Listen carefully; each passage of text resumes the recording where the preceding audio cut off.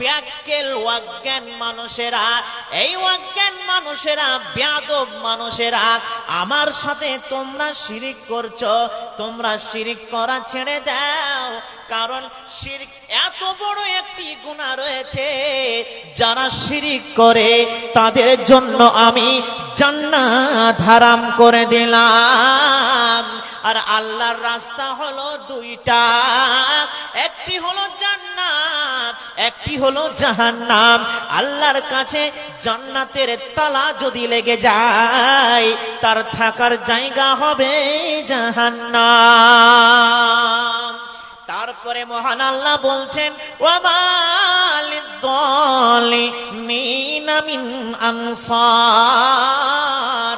যারা ব্যভিচার করে, যারা জুলুম করে, যারা অত্যাচার করলো, কিয়ামতের ময়দানে তাদের সুপারিশ করনে वाला থাকবে না, থাকবে না, থাকবে না।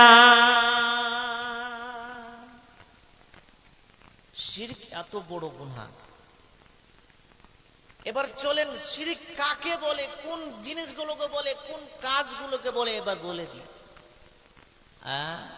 আল্লাহ ব্যতীত অন্যজনকে মানা, আল্লাহ ব্যতীত অন্যজনের কাছে চাওয়া, আল্লাহ ব্যতীত অন্যজনকে মাথা নত করা, এটা একটা বড় ধরনের শিরক। জি, আর একটা মানা বলতে আমাদের বাৎসরিক ঈদ কয়টা বলেন তো? দুইটা। ঈদুল আজহা, ঈদুল ফিতর, মানে রমজান ঈদ এবং কুরবানি ঈদ, তাই না? আর মহানবী সাল্লাল্লাহু আলাইহি ওয়াসাল্লাম বলেছেন যে সপ্তাহী ঈদ যাকে বলা হয় তাকে বলা হয় শুক্রবার। আর ইহুদি খ্রিস্টানের ঈদ হচ্ছে হ্যাপি নিউ ইয়ার। 2026-এর জানুয়ারি মাসের 1 তারিখ হচ্ছে ঈদ খ্রিস্টানদের ঈদ। কিন্তু হাই রে মুসলমান, আমরা মুসলমানের ঘরে জন্ম নিয়ে আজকে হ্যাপি নিউ ইয়ার নিয়ে মেতে আছি। আহা হা, গত রাত্রে যেখানে ছিলাম ভাই, আল্লাহ আকবার, এমন ডিজে বাজছে মনে হচ্ছে তার বাপের বিয়ে হচ্ছে। হ্যাঁ, বাপের বিয়ে হয়তো তো জন্ম নিয়েছে, মনে হচ্ছে আবার বিয়ে হচ্ছে তার বাপের দে, এত বোরাত যাচ্ছে দিয়ে এত ডিজে বাজছে। জি, আচ্ছা বলেন তো ভাই, আপনাদের ছেলে ওগুলো নয়? আপনাদের ছেলে নয়? আপনারা বাবা কেন হয়েছেন? আর এবং আপনারা মা কেন হয়েছেন? বলবি সাহেব ছোট ছেলে একটা আনন্দ করছে। জি, আনন্দ করছে। আপনার ছেলেটা পথভ্রষ্ট হয়ে যাচ্ছে, আপনার ছেলে জাহান্নামের দিকে চলে যাচ্ছে, আপনি ধাক্কা দিয়ে জাহান্নামে ফেলে দিচ্ছেন। এটা হোশ হয় না? এটা শিরক নয়? এটা একটা শিরকে কবির, এটা সব চাইতে বড় শিরক। হ্যাপি নিউ ইয়ার যারা মানিয়েছো ভাই, পিঠে কিন্তু কুলা বেঁধে রাখো।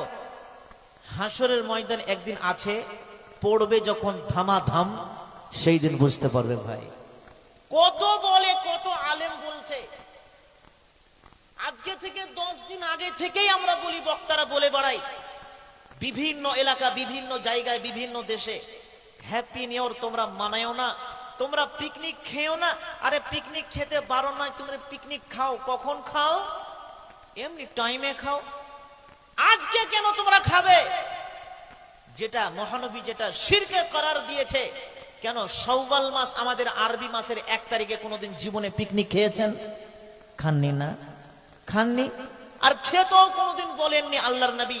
জীবনে কোন সাহাবীকে দেখেছেন যে তারা শাওয়াল মাসের 1 তারিখে পিকনিক খেয়েছে? জাল হাদিস দেখতে পাবেন? জাল হাদিসও পাবেন না। এটা একটা বড় ধরনের শিরক। আর এত বড় শিরক, এত বড় শিরক যে শিরক কখনো ক্ষমা হয় না। আর বাপ ছেলের সঙ্গে বন্ধুত্ব করছে, যাও বাটা খেয়ে এসো, স্কুল তো ছুটি আছে, যাও 2-4টা প্যাক মেরে এসো, আমি টাকা দিচ্ছি, তোমার বাপ বেঁচে আছে, তুমি চিন্তা কেন করছো? জি, এত বন্ধু হইেন না। বেশি বন্ধু হওয়া ভালো নয়। লোকমান হাকিম তার ছেলেকে বন্ধু মনে করতেন, বন্ধুর মতো আদেশ করতেন, বেটা এটা করো না, এটা করো না, বেটা ওটা করো না। কি বলছেন পবিত্র কোরআন দলিল। লোকমান হাকিম তিনি নবী ছিলেন না, কিন্তু এত আল্লাহওয়ালা ছিলেন, তার তার কথাগুলোকে কোরআনের মধ্যে আল্লাহ তুলে ধরেছেন, এবং তার একটি সূরা রয়েছে, সূরা লুকমান। কি বলছেন? বিসমিল্লাহির রহমানির রহিম। ইয়া বুনাইয়া লা তুশরিক বিল্লাহ ইন্নাশ শিরকা লাযুলমুন আযীম। এ বুনাইয়া, ও বেটারে, তুমি এমন কোন কাজ করো না, এমন কাজটা তুমি করো না যেই কাজটা করলে পারে ওটা আল্লাহর সাথে শরীক হয়ে যায়, বেটারে শিরক হয়ে যায়। আর শিরক এত বড় গুনাহ, যেই গুনাহ কখনো ক্ষমা হতে পারে না, পারে না। তাই বলবো বন্ধু, শিরক নামক জিনিসটা আমাদেরকে এড়িয়ে চলতে হবে, বেঁচে চলতে হবে।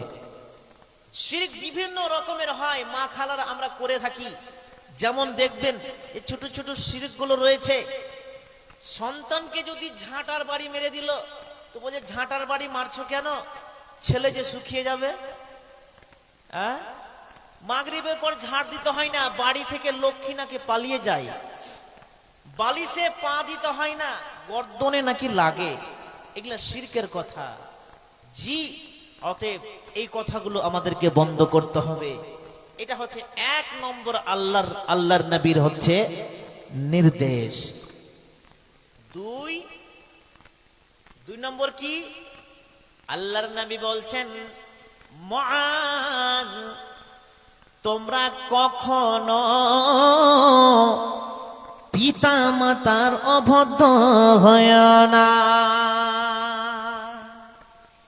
কারণ পিতা মাতা একটা এমন সম্পদ যার জন্য তুমি পৃথিবী দেখেছ। যেই দুইজনের মধ্যে, দুইজনের ভালোবাসাতে তুমি দুনিয়াতে এসেছ। যেই মা তোমার পায়ের তলে রয়েছে জান্নাত, ওই মাকে যদি কষ্ট দিই আল্লাহর আরশও কেঁপে যায়। একদিন মহানবীকে বর্ণনা করছেন, একদিন মহানবীকে জিজ্ঞাসা করছেন, আল্লাহর নবী গো, আপনি বলে দিন সব চাইতে কার হক বেশি? আল্লাহর নবী বললেন, তোমার মায়ের। দ্বিতীয়বার বললেন, তারপরে কার? তারপরে 3 বার মাকে হক দেওয়া হয়েছে। তারপরে কার? তারপরে বলল তোমার পিতার। এই করে করে পিতা মাতার জীবনে কখনো অভদ্র হয় না, কারণ পিতা মাতাকে যদি নোংরা নজরে দেখো, পিতা মাতাকে যদি ভালো নজরে না দেখো, তোমাদের জন্য জান্নাত হারাম হয়ে যাবে। পিতা মাকে কষ্ট যদি দেয়, তাহলে তোমাদের জান্নাতে তালা মারা থাকবে। অতএব তোমরা ওই জাহান্নামের রাস্তায় তোমরা চলে যাবে। এ হচ্ছে পিতা মাতা। কিন্তু আফসোস, পিতা মাতাকে আল্লাহ এত সুন্দর করে সৃষ্টি করেছেন, এত মায়া করে সৃষ্টি করেছেন, ছেলেরা যতই ভুল করুক না কেন, মা হাত তুলে আল্লাহর কাছে এই যাই নামাজে আর নামাজে আর সব সময় সন্তানের জন্য দোয়া করতেই থাকে না? হায় হায় হায়, কত কষ্ট দিলাম মাকে। একজন কবি বলছেন, আমার লাইগা কাঁদলে মা গো, আমার লাইগা কাঁদলে মা গো সারাটি জনম, কোথায় গেলে পাবো আমি এমন আপনজন, কোথায় গেলে পাবো আমি এমন পঞ্জ, আমার লাইগা কাঁদলে মাগো, আমার লাইগা